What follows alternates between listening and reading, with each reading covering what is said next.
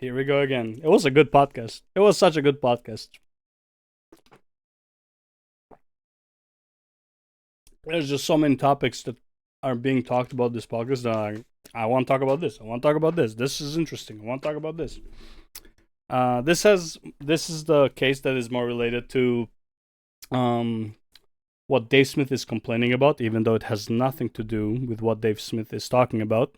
That I made a video. If you saw it a couple days ago, from when this is posted. This is more about. I mean, realistically, this is probably more about cases like Jake Shields than it is about Candace Owens. But since she called herself out, you can say that as well. But this is the whole point of like what I believe Douglas Murray was trying to talk about. But in a very, he went about the completely wrong way. Like he was not. I don't know if I want to say diplomatic about it, but he wasn't like he wasn't correct in the way he was talking about, or like when he started talking about it. It felt like he came like literally for the first hour and a half of the Joe Rogan experience. It's like he came to not have a conversation. He came to make a point or make a statement, which is like just feels bad on from the viewer side. It just doesn't feel good to see that, as if like Douglas Murray came to lecture rather than have a conversation, which is usually what you expect, kind of like from the Joe Rogan experience. It's like it's a conversation, it's not a debate.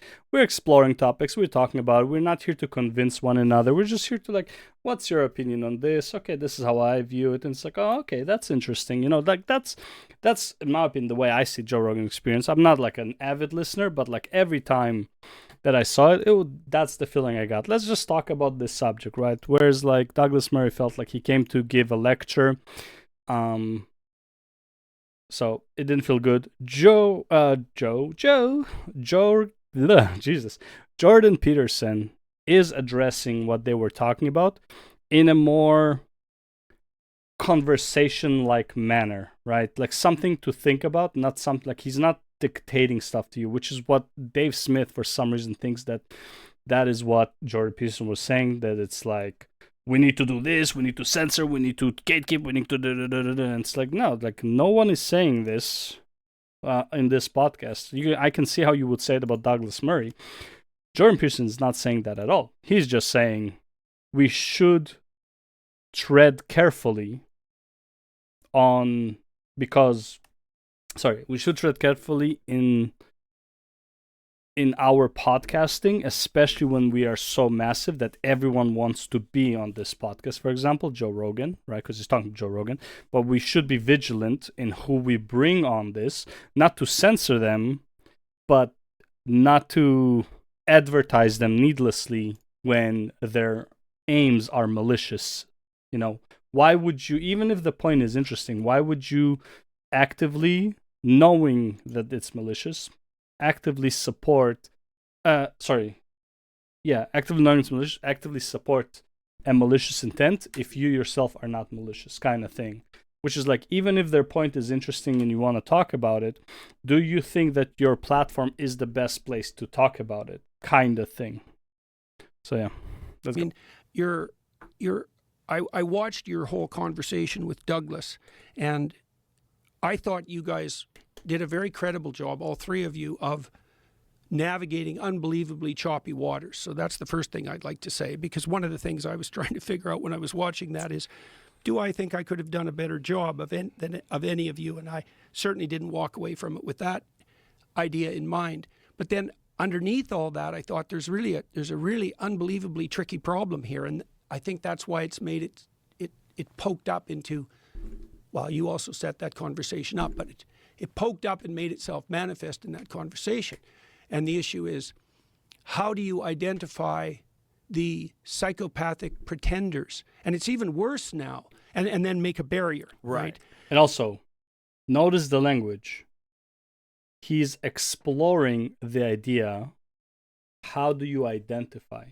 how do you go about this problem that exists, that unless you're a fucking idiot, you know it exists, okay? There are people with malicious intention. Honestly, doesn't even have to be malicious intention, but their aim is not to inform you, their aim is not to help you, their aim is to gain power, gain popularity, gain money, right? How do you identify these people before you bring them onto your show and give them light and, you know, shine a light on them, introduce them to 300 million viewers? Again, I don't know how many he actually has, listeners, right? But millions and millions of listeners. How do you filter them, right? That's the argument. Now, the right was calling for the left to do that for decades. Right. And they didn't, and they couldn't. And the left is not good at drawing barriers, partly temperamentally. I'm not too sure what he means about that. I'm assuming he's like, like the left should differentiate itself between the left and the progressives. Maybe that's what he means.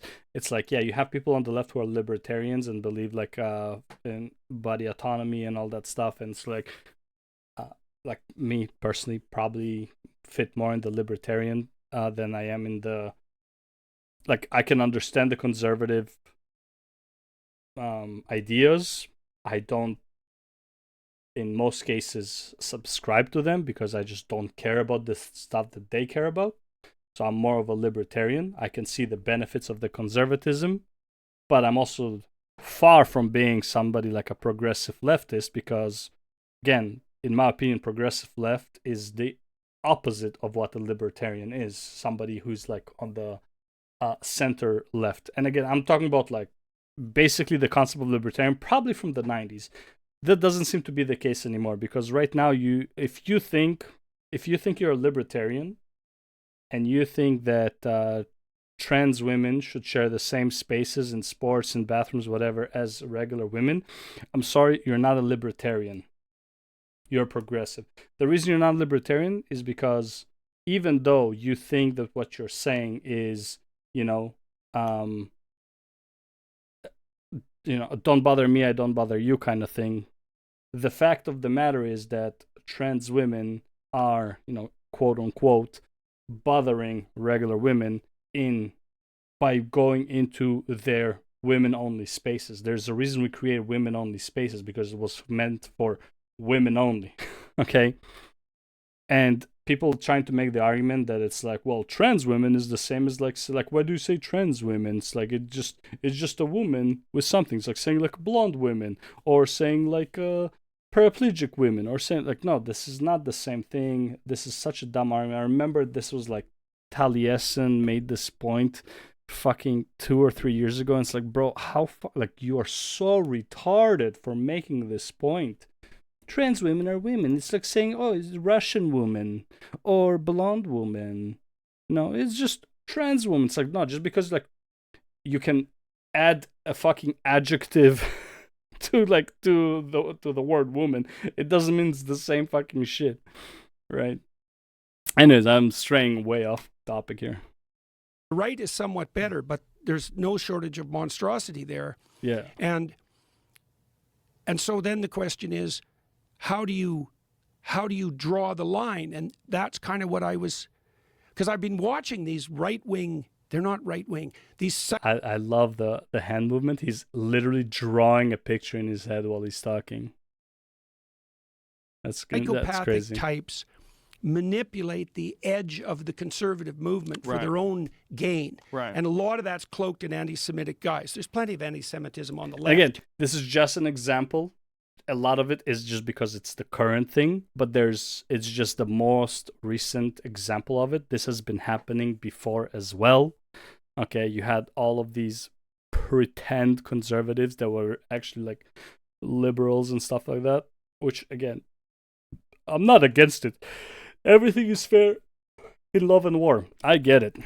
I'm just saying that's like, how do you defend yourself from it? How do you as an individual, let alone how does Joe Rogan as a very powerful podcast host, right? How do you defend yourselves from these like basically parasitic people, right? Again, he's not calling out anyone here specifically, But obviously, Candace Owens called herself out on it, which is fucking, chef's kiss. Good job, good job. She literally just called herself out without being named. It means she knows that this is she's being talked, and everyone knew. Doesn't it say something when everybody knows that he's talking about Candace Owens? Because he could be talking about Jake Shields, who is an open anti-Semite, who said, "I use Christ as king," as a middle finger to Jewish people, as if we actually give a shit about it, right? It's like, that's pretty much who he's talking about. But it's a good thing that Candace called herself out, because she recognized that that's who she is. Because let's be real, if you're starting to claim stuff like, the Jews created dinosaurs to fight, what do you call it? The Christianity religion, to make them question God, which, by the way, how does that even make sense? He was, like, it's rhetorical.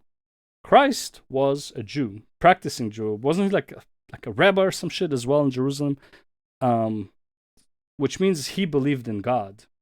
Which means all of Jews, right? Just like, inferring, right? All of Jews believe in God. So them planting the dinosaurs would be like for people to think that God doesn't exist because of dinosaurs or some shit like that. That would also mean that they're also targeting other Jews to not believe in God by planting it. Oh, it's like, oh no, but every Jew is born with the knowledge of, like, well, we planted it, bro. We're just born with that knowledge. It's such a dumb fucking argument, bro. But hey, it's okay. Dinosaurs don't matter because space is fake and gay too. By the way, so it's not unique to the right, Well, but particularly now. yes, particularly now. And so, you've let your curiosity guide you, your curiosity and your desire for knowledge, this quest. You've let that guide you as a podcaster. And by the way, I'm trying to work through exactly the same sort of thing. How do you know? By trying to work through the exact same thing is this whole, like, being able to filter the parasites. Because he had a conversation with Destiny. I don't think he should have had a conversation with Destiny. I don't think it was a bad conversation as a whole, but it's like, Destiny is, where is it? I'm gonna talk about this in a second. Let me see, history. Oh, no way. Okay, it's fake. Whew, thank God. I was like, what? I think it was here. Maybe I just type Asmongold. Maybe it's Asmongold then. It was a short. Come on. Okay, it was today, so I might be able to just find it. I know, there. It shouldn't even make a difference to begin with. This. Even if you acknowledge all.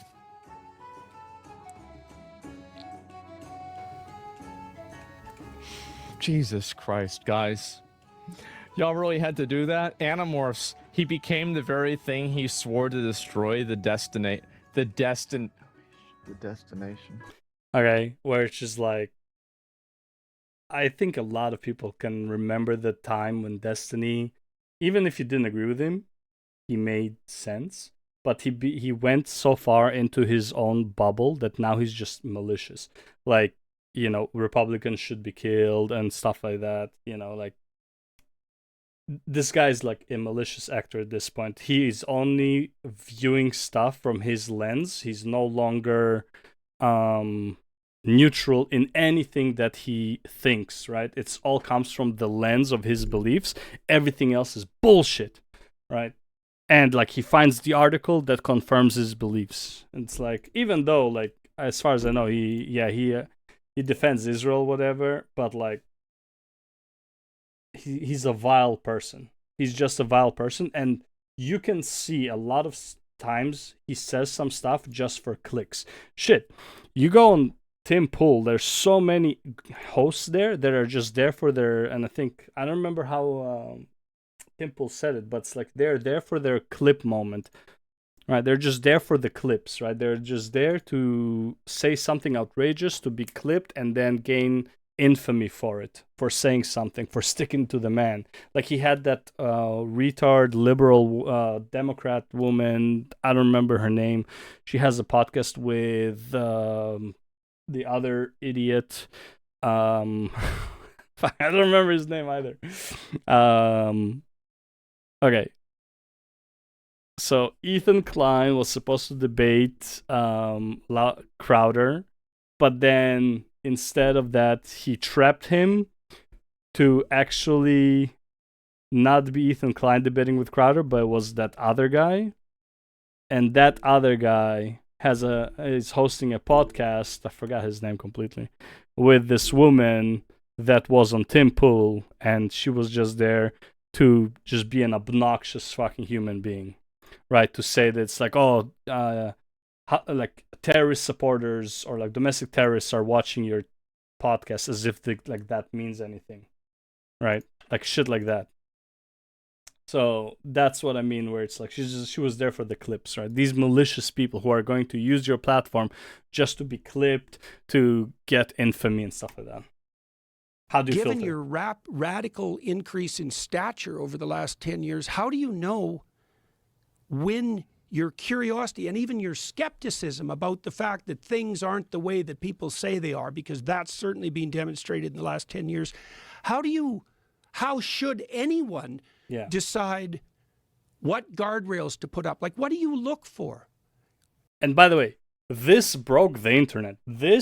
You have Hodge Twins saying he's woke because he wants censored. Like, literally, this one sentence, people are saying, oh, now Jordan Peterson is woke and he wants censorship. It's like, no, like, how do you differentiate between fucking an AI woman and a real woman? Like that's like, it's the crux of the matter. Like, how do you differentiate between the fake, opportunistic, psychopathic, parasitic people and the people who are genuine in their belief and like they have a good reason, right? In my opinion, Dave Smith is not a parasitic person. He shouldn't be censored, right?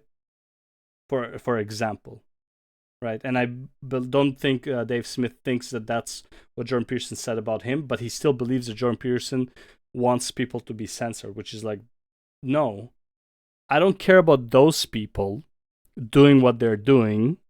I care about the people who are suffering from those things. I care about their means of defending themselves. That is the argument. How do you, as somebody who is being, like exposed to this behavior, to these malicious actors, how do you as the individual defend yourself? How does Joe Rogan, as a big podcast host, how does he defend his podcast from these people, right? And because you will never censor them, you will always have, like, there's censorship in this regard has absolutely no bearing. Like, there's absolutely no way you can censor them. There will always be more of them. They multiply like fucking, like a virus, like in the Matrix, they multiply like a virus. You will never be able to censor. You'll never be able to shut them up completely without super tyrannical means, which is something Jordan Peterson is extremely against. So even suggesting that he recommends or talks about censorship here just shows how fucking retarded you are.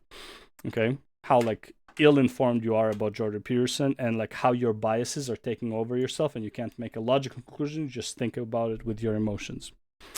Anyways, that was the crux of it. So Crowder came up with, the three methods, the three criteria for it. I think it's a good start, but I think it won't apply to like vast majority of people. But let's see what he says. I've been here a long time. Been here the longest. Okay, and I don't say that to pat ourselves on the back. I say it because it's true. And so I've seen the evolution. I've seen the rise and fall of a lot of people, and I've seen some certainly people with psychopathic or narcissistic tendencies, and by the way, that term is overused. Everyone is narcissistic to some degree. If you look in a mirror, you're narcissistic. Okay. I mean in the clinical sense. I mean people who will use other folks or seize opportunities for personal gain at the cost of others when they don't even have to. That's more of a pathology. So let's address psychopaths, grifters, opportunists. It is a problem. They exist on the left, they exist on the right. He talks about we need to have a solution to identifying these. I agree. I propose one. You, when you're looking for information or you are looking for someone to trust or asking yourself, is this someone I can trust? Is this piece of content something I can trust? See, this is already the problem is, I would say majority of people don't look at it that way. They first look to be entertained and just something to capture their attention. So they're not even thinking about somebody to trust. The problem is that people mistake their entertainment. So it's like, if something is entertaining enough, you're gonna watch it again, right? Like the same guy, he's entertaining, I'm gonna keep watching him. The problem is that it's like you will not notice the small messages that can be put throughout the entertainment that you're watching, right? This is like the new design of I'm not even saying this is like purposefully by all of them, right? But the problem with this point of what he's saying, it's like no one is actively going out of their way to look for somebody to trust. They're looking for entertainment. And the entertainer will sometimes, knowingly or unknowingly, will throw a subliminal message, right? Something that's like, you might not even think about at the moment, but like you keep getting it in your brain, right? And it's like, when you listen to somebody like Hamas Spiker, for example, right?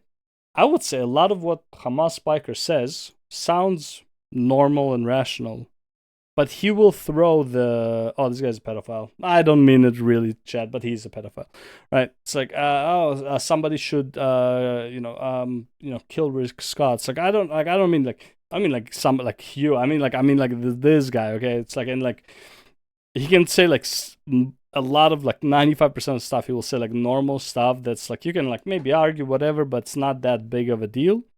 Or like agree to some extent, and then but 5% of the time he's gonna say something like super outrageous, but like you still find him entertaining, so it's not that big of a deal. But this starts fucking, I wouldn't call it brainwashing you, but it starts affecting your view on stuff. It's like, oh yeah, maybe we should like kill Rick Scott, you know?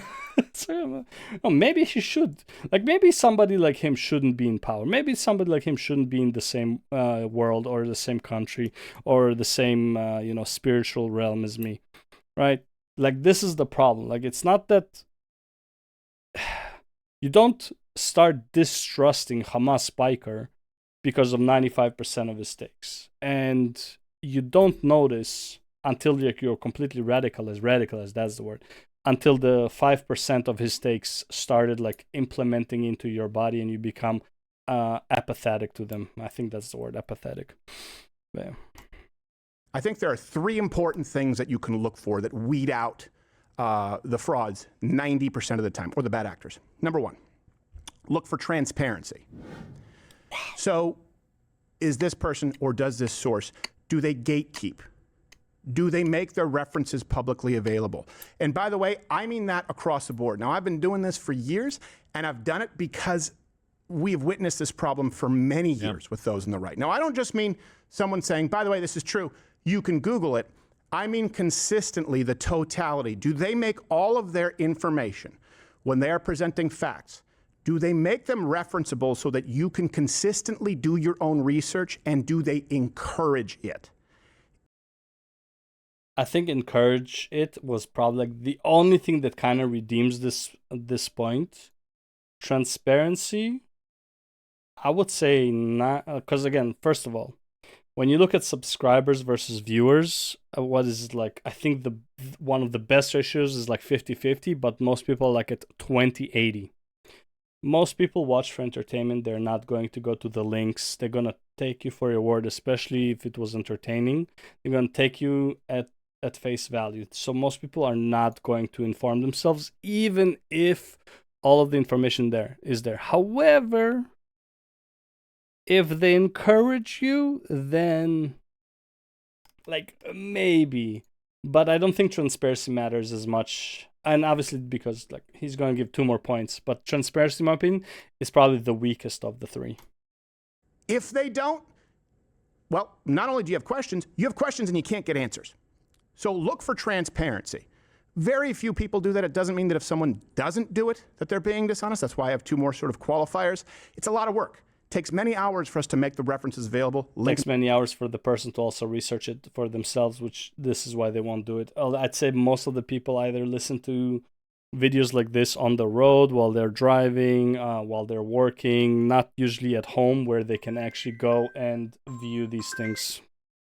In the description as we do every day. Number 2, look for a track record. Now, I understand that people have perspectives that change.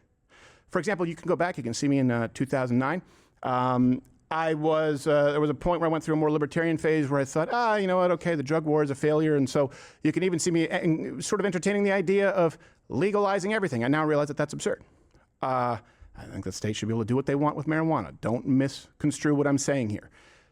But I have been around for a long time, and you can go back and see my track record. You can see if it's consistent. So you ask yourself, all right, how long has this person been around? How long have they been doing this? And how long have they been presenting this perspective with some level of consistency? Meaning, did they only change their perspective when there was something to gain? If someone has a consistent track record for a long enough period of time, you are going to go back in time and find them espousing these views and presenting this information. I mean, honestly, like, I don't have a problem with this point specifically. My kind of issue with this point is that what if it's a new point of view? I mean, let's take Candace Owens as an example because you know it's already kind of on the subject, anyways. Before Daily Wire, or before she switched to conservative values, she was, you know, anti-bullying, like have your personal information online at all times. Then she was a Trump supporter, then she wasn't a Trump supporter, then she was in the Daily Wire, now she hates Jews. And it's like this woman just flip-flops on everything. So it's like, how do you really trust her on anything if like she's just going for like whatever is like kind of becoming popular? It's like, oh, Jew hate is popular, let's go. Right? Oh, liking Trump is popular, let's go. Oh, hating Trump is popular, let's go. So it's like, how do you... And again, it's still popular to like Trump, sure, but it's always like being the antagonist kind of thing, or like being like a, you know, F you to power, or some shit like that. Whenever there's a rise in something, it looks like she's jumping on it. Like Daily Wire, when it was on the rise, she jumped on Daily Wire. Daily Wire was starting to like, you know, get stale, she jumped off of Daily Wire. So it's like stuff like this, like, can you really trust this person? You know, ask yourself that. When they were doing so at great cost to them, not opportunity. So if someone is a Johnny-come-lately only when there is opportunity, for example, there are a lot of turncoats, right? You see it on CNN, like, I used to be a Republican, but... The S.E. Cups, the Anna Navarros of the world, people who were liberal up until, let's say, 2016, who were part of anti-Trump, anti-Republican, anti-conservative movements who all of a sudden, MAGA, MAGA, MAGA, those people exist. Pretty easy to root them out. Which brings me to qualifier number 3. But there's the problem, again, most viewers are like, well, it's forming my bias. Even this person now sees the truth, you know, like that type of sentiment, really hard for a lot of people to get away from. Like, yeah, I don't know, man. Like, the idea is nice, but I don't think most people will. Like, that's the problem. Like, I don't think anyone actually will. And this is where, like, the responsibility should fall more onto the host rather than the individual, because the individual, let's be real, they don't give, like, they're fucking idiots. They're just idiots. That's profit motive and or source of profit. So we have transparency. Yeah, follow the money. Yeah. Okay. So again, these all make sense as how the individual can defend themselves. The problem is the individual doesn't want to defend itself, right? So, for example, let's say you live in a bad neighborhood, right, where there's like, like shootings every so often, right? It's like, how can you defend yourself?